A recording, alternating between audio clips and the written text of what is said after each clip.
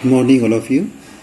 Now we have discussed about the modern periodic table. Now we are continuing that. Before that, we will see now the position. Use your brain power.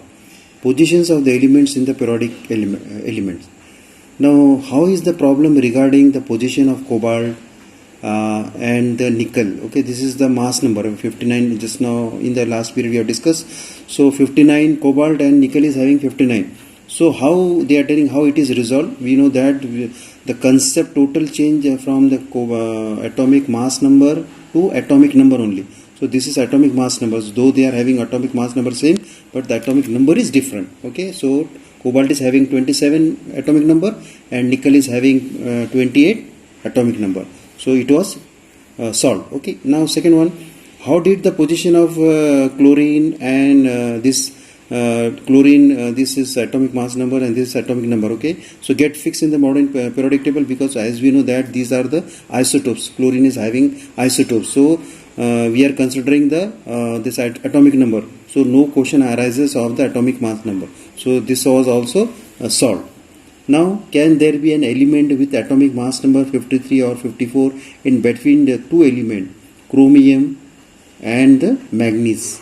Okay, so you see these are the 52 and 55, these are the atomic mass number, and 24 and 25, these are the atomic number. So as the concept we are using of the atomic number, and it is increasing by one digit. For example, 24 is the atomic number of chromium and 25 is the atomic number of manganese. So there is no existence of this between 52 and 55. This atomic mass number is there. 52 is the atomic mass number of chromium and 55 is the atomic mass number of chromium, manganese. So this 53 or 54 doesn't exist. Okay. Now what do you think?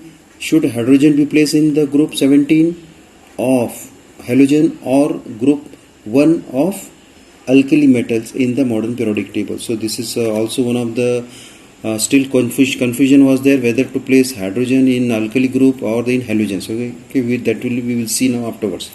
Now, structure of the modern periodic table. Now the modern periodic table contains 7 horizontal rows called the period 1 to 7. Now you look here.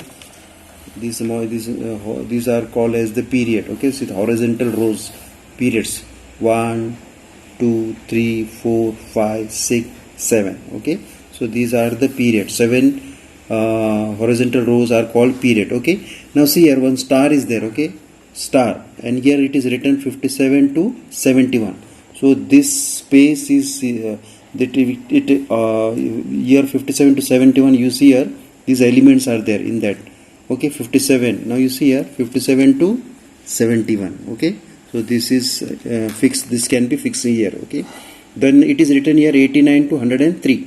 Okay, so here you see here 89, atomic number 89 to atomic number 103 here. Okay, so this can be this is called as lanthanide and actinides. So this we can adjust these two rows in this one. Okay, so it is, that's why it is written. Okay, now then what is next one?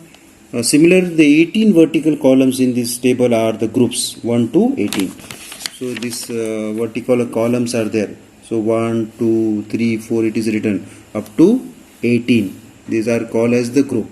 Okay, sorry, it is called as the group only. Okay, then the arrangement of the period and group result into formation of boxes. So we have seen the boxes are there. Atomic numbers are serially indicated in the upper part of these boxes. Each box corresponds to the place for one element. So atomic number, you see here it is written here. For example, hydrogen atomic number 1. So there it is written on the upper side. Okay, and here down it is written atomic mass numbers. Okay, small in the some digital numbers are there. Then apart from these 7 rows, or 2 rows are shown separately at the bottom of the periodic table. Already I have shown you. These are called lanthanide series and actinide series respectively. There are 118 boxes in the periodic table, including the 2 series. That series means the lanthanide and the actinide. It means that there are 118 places for elements in the modern periodic table.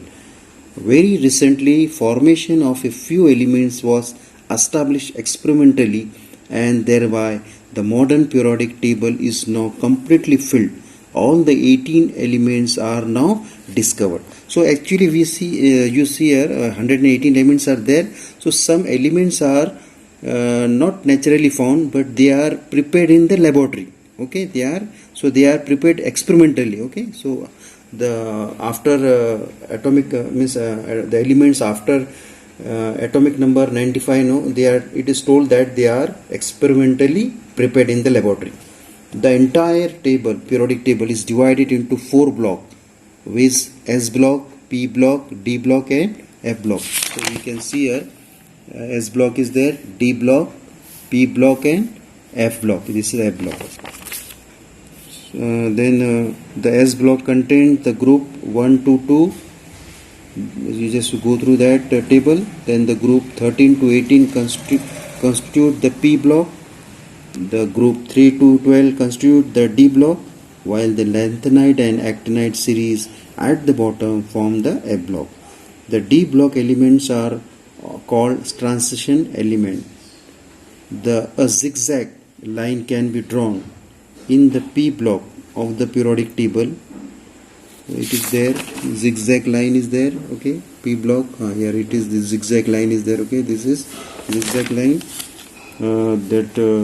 A zigzag line can be drawn in P block of the periodic table. The 3 traditional types of elements can be clearly shown in the modern periodic table with the help of this zigzag line. The metalloid, that is called metalloid. The zigzag line contains metalloids. The metalloid elements lie along the border of the zigzag line. All the metal lie on the left side of the zigzag line, while all the non-metals lie on the right side. Okay. So next is the modern periodic table and electronic configuration of elements. Now within the period, the neighboring elements differ slightly in their properties, while distant elements differ widely in their properties.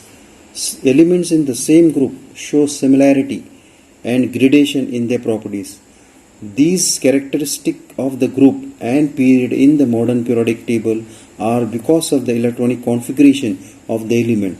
It is the electronic configuration of an element which decides the group and the periodic period in which it is to be placed. Okay, thank you.